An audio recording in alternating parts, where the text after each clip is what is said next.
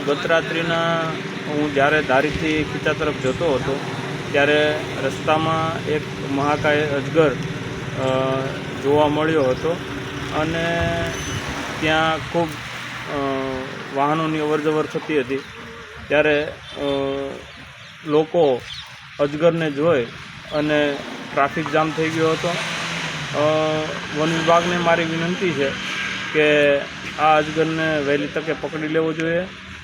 ત્યાં જે જગ્યાએ અજગર નીકળ્યો એની સામેની સાઈડમાં જ સ્વામિનારાયણ સ્કૂલ, ત્યાં 1 થી 10 ધોરણ સુધીના બાળકો અભ્યાસ માટે આવતા હોય છે, તો એમને પણ નુકસાન કરે તે પહેલાં વન વિભાગે સતર્કતા દાખવી અને આ અજગરને પકડવો જોઈએ.